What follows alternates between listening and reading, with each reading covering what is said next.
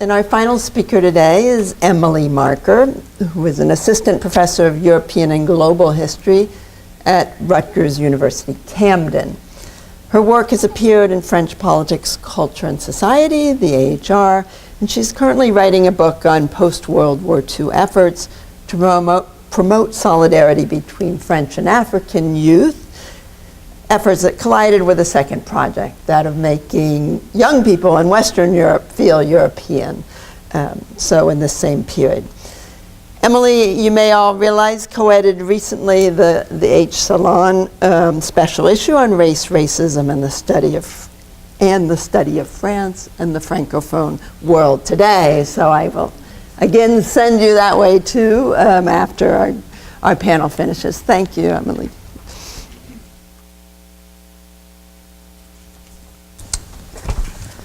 So, I feel a little far away, but it's okay. So today I want to take you back toward the end of the Second World War, when many European and Franco-Africans begin to imagine a world without racism. They share the conviction that the construction of such a world would require the radical transformation of education, but they differ profoundly in their specific goals, and even in the meaning of race and racism itself. So in this talk, I'm going to juxtapose African and European visions of ending racism through education reform in the post-war conjuncture. Certainly there's a broad constellation of forces at play in the post-war break, or what Howard Winant refers to as a worldwide crisis of racial formation, that shape the contours of racial reconstruction in post-war Europe. But my aim today is to argue for the significance of a France-Europe-Africa nexus within that broader constellation, which I suggest helped consolidate a fundamentally new and specifically post-war racial common sense that's really transcending or transecting metropolitan French, colonial African, and transnational European space. So, the man who wrote that blacks are monkeys is dead. This is how Leopold Kazayende remembers feeling upon hearing the news of Hitler's suicide, huddled around a radio with a group of friends and fellow teachers in Niamey in spring 1945. Like many French-educated Africans, Kazayende understood Hitler's death not only as signaling the end of Nazism in Europe, but also as a devastating blow to anti-black racism the world over that would have concrete effects on Africans' everyday lives. Things seemed to look up as a handful of Africans were elected to the Constituent Assembly, charged with drafting a new constitution for what would become the French Union, the Fourth Republic and the French Union, and two newly minted African deputies lent their names to the bills that formally abolished forced labor and the distinction between French citizens and colonial subjects in spring 1946. In his memoir, Kazayende describes how these developments prompted a real change in the way that Francophone Africans, largely low-level functionaries and teachers like himself, carried themselves and expected to be treated by white French in the territories.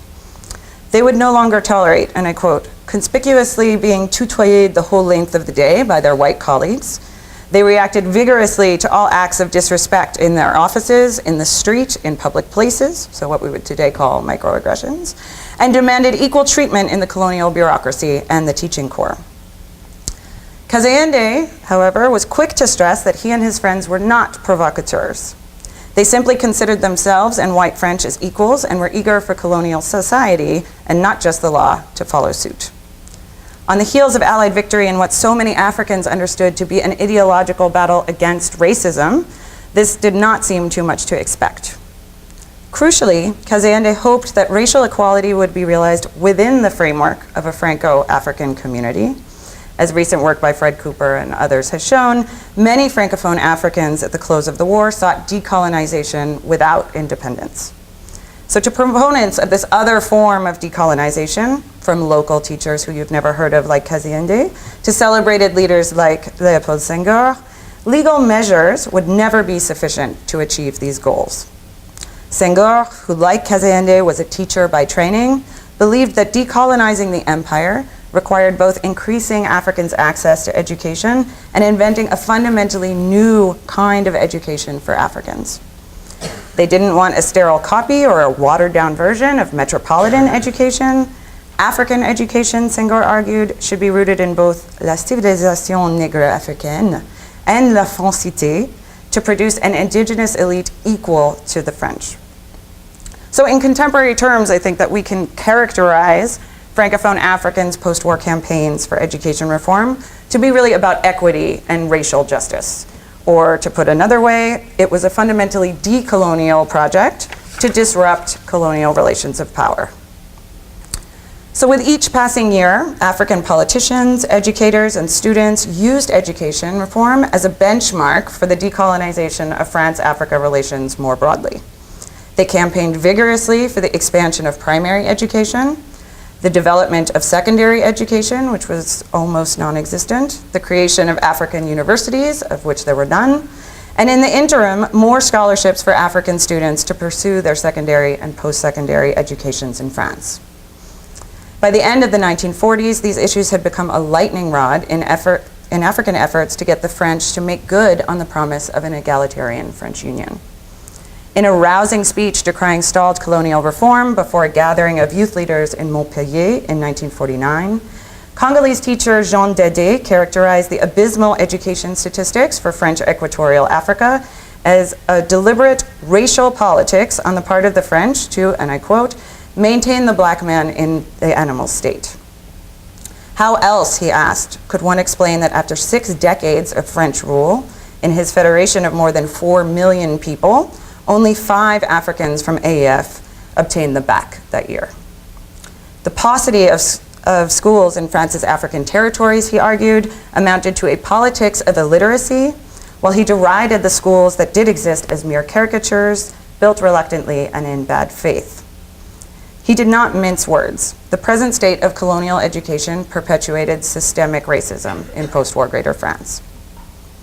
So other critics looking elsewhere start focusing on the curriculum itself. Abdourahmane Konaté, a youth leader in Dakar in the 1950s, denounced the alienating content in colonial schools. For Konaté, what made this content alienating was not the general cultural deracination so many colonial officials and ethnologists feared, poignantly captured in Cannes' L'Aventure Ambiguë. Rather, for Konaté, it was the curriculum's pronounced anti-African bias, and he singled out history instruction in particular as an instrument of racial domination. He denounced, and I quote, the derisory treatment of ancient African history in the official curriculum, which does its best to paint African chiefs of the resistance as savage and bloody tyrants. Konaté argued that this view of African history produced a racial inferiority complex in African children that helped maintain the colonialist status quo.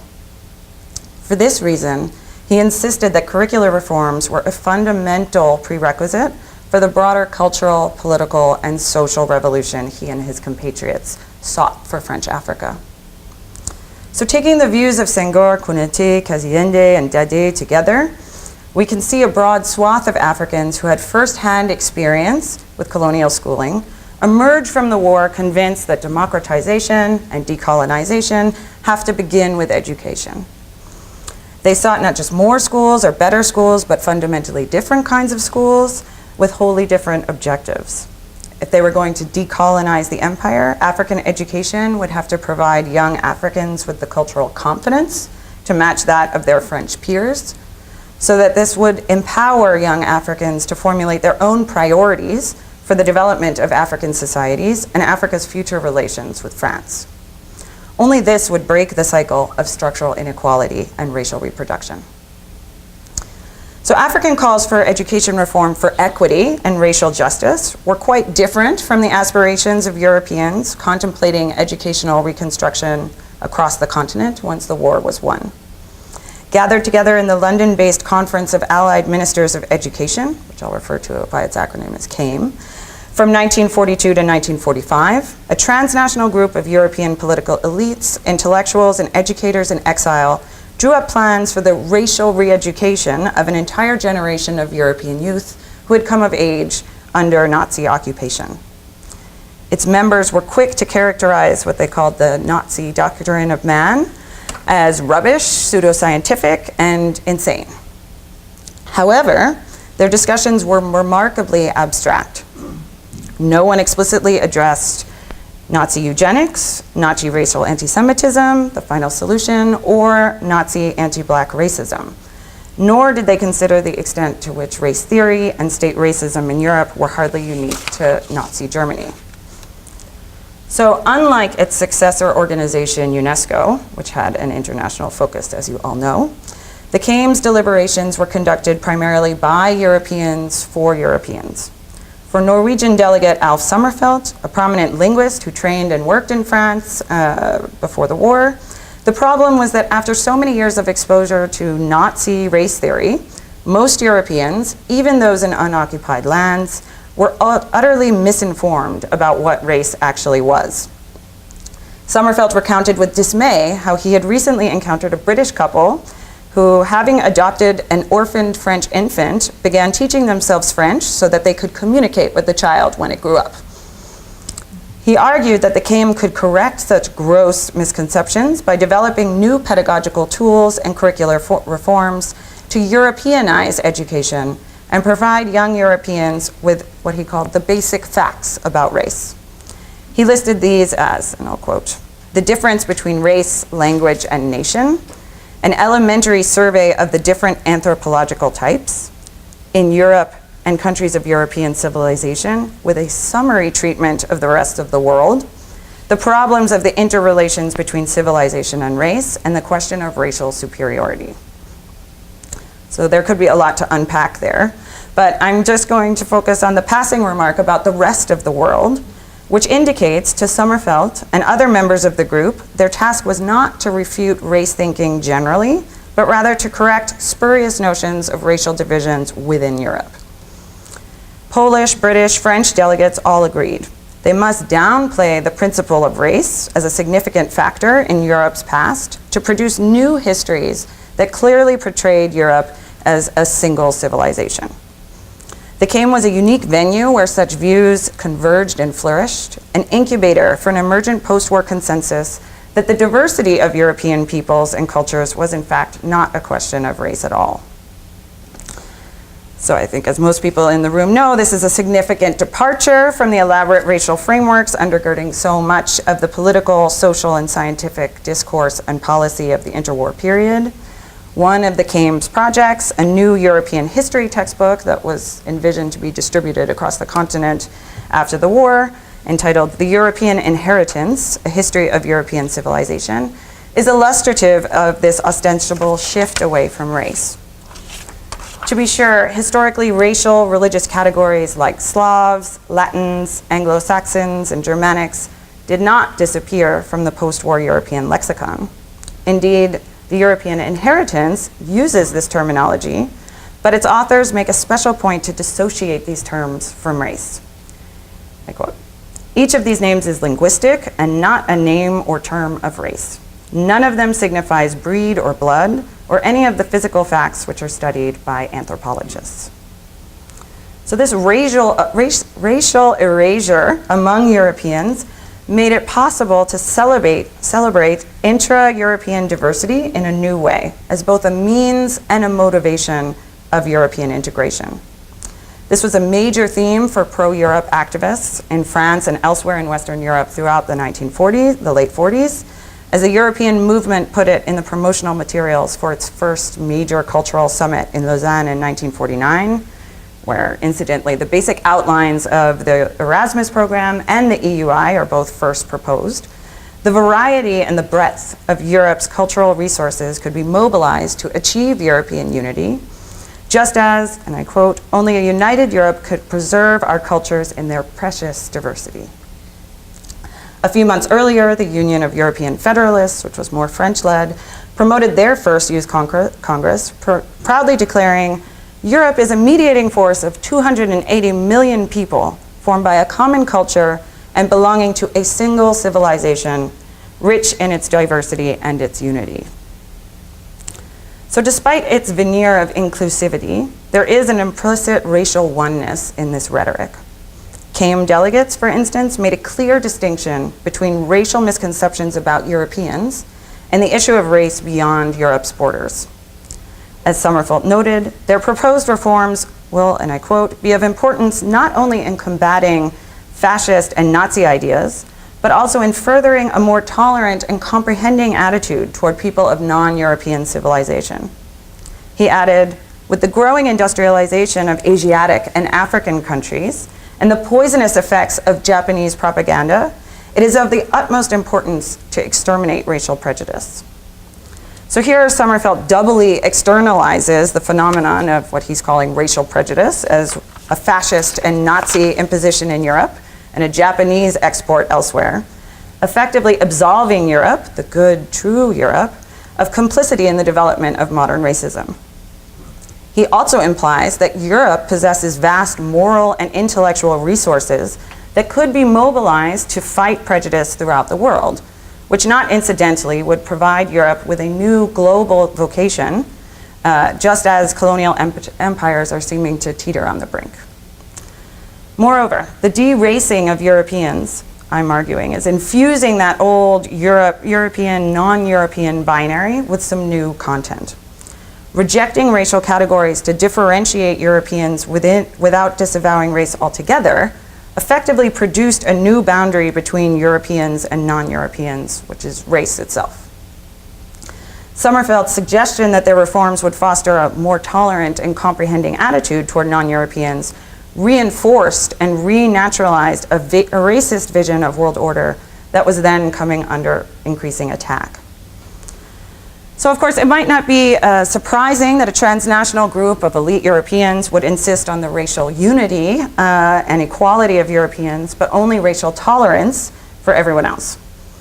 However, this sort of racial re-education was woefully ill-suited to satisfy Francophone African expectations for an egalitarian French Union. Konate, Kazayende, Dade, they were not interested in tolerance or mutual understanding. They demanded equality between whites and blacks, French and Africans, Africans and Europeans, the same equality that groups like the CAIM and later pro-European activists were insisting should be taken for granted to occur naturally among Europeans. So in colonial Africa, meaningful equality required deep structural changes to the whole educational infrastructure of post-war Greater France. In the special circumstances of the post-war conjuncture, French leaders, officials, and educators seemed to acknowledge as much. Facing a new international climate that was at least rhetorically opposed to colonialism and racism, in their own way, they also felt compelled to decolonize education, and they did pursue an array of colonial education reforms in the late 1940s. A plan to overhaul African education was first laid out at the Brazzaville Conference in late 1944 and early 1945. And the following year, billions of francs were allocated for socioeconomic development in the territories, about 8% of which, known as FIDAs, was supposed to go to new school construction and expanding existing capacity in French Africa.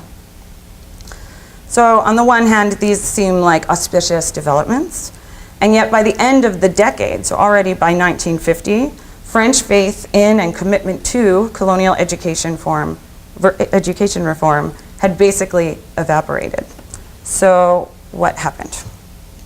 By way of conclusion, I'd like to highlight two ways that I see these competing African and European, say, conceptual repertoires of race and racism became a part of the policy-making process and the process of political negotiation in ways that ultimately limited the scope and effectiveness of colonial education reforms. The first concerns the hardening of that racist binary between a raceless Europe and a re-racialized Africa. From Brazzaville on, reliance on European and European civilization as racial code words became more than a sort of terminological claptrap. Facing the awesomely daunting task of creating a proper system of education to educate millions of Africans after decades of neglect, the widening chasm between Europe and Africa became part of French officials' explanations to themselves about why reform would be so hard, progress so slow, and failure likely. This was especially the case regarding higher education. Indeed, the consensus at Brazzaville was that even metropolitan-style secondary education was for Europeans only. And so educational models would have to be found elsewhere. And so where did they find them? In the Jim Crow South. AEF's Inspector General of Education, Vincent Fournier, cited Booker T. Washington as the inspiration for the renovation of the École des Cadres in Brazzaville in 1946, which was supposed to become the premier institution of higher education for Africans for all of AEF, for the entire federation.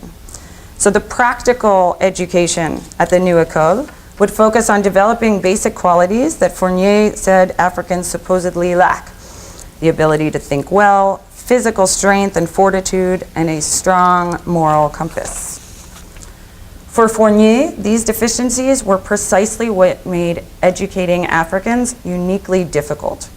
Such challenges, he argued, were unknown in the metropole and countries of old civilization. This reference was to Europe. In Europe, he continued, each nation has its own school tradition. The culture has deep roots that plunge into the past, whereas in Africa, educators' task was one of wholesale creation. In this estimation, then, Europeans had diverse educational traditions, but they shared a fundamental relationship to the past that ensured an enriching cultural continuity across generations. Africans, on the other hand, not only lacked key personal qualities as individuals, their societies lacked historicity and deep cultural roots. What they did have, as the promotion of a Tuskegee-style education makes clear, was race. Competing conceptions of racism further reinforced that racist logic.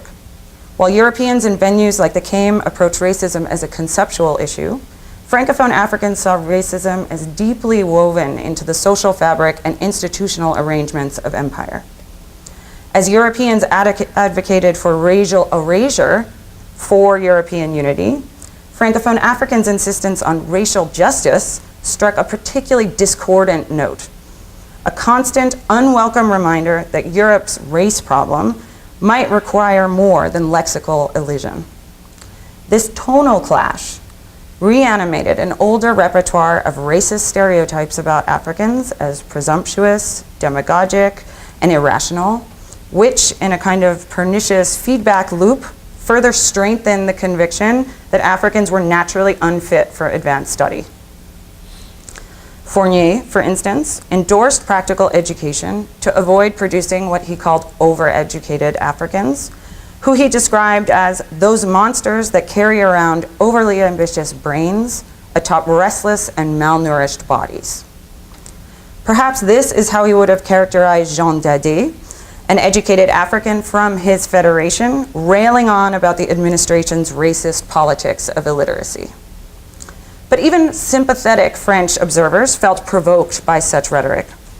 Jean Capelle, who served as head of education in AOF in the late 1940s, and who Senghor really did consider an ally in the struggle for the decolonization of education, derisively recalls how Africans, and I quote, accused us of a Machiavellian plot to reestablish a system based on racial discrimination.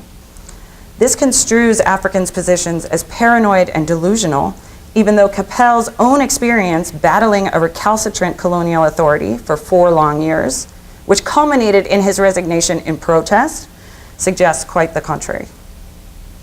So rather than associate Africans' critiques with his own palpable frustration over stalled reform, Capelle attributed this to Francophone Africans, and I quote, damaging feelings of inferiority, which gives rise to expressions of vanity, irritability, and vicious criticisms of Europeans. In so doing, Capelle essentially construes that criticism or reduces it to a form of prejudice rather than a legitimate political grievance. This logic resonated widely in the ranks of colonial officials in both colony and metropole. Indeed, it is precisely in this period that we find the first instances of the most vocal Francophone African activists, politicians, and students being accused of anti-white racism. This proved a powerful and enduring rhetorical strategy to dismiss specific African demands for curricular reforms and access to education. The ease with which these foundational demands for a decent education could be dispensed with by invoking anti-white racism, while simultaneously deepening a racist Europe-Africa binary, became a key part of what I'm calling post-war racial common sense.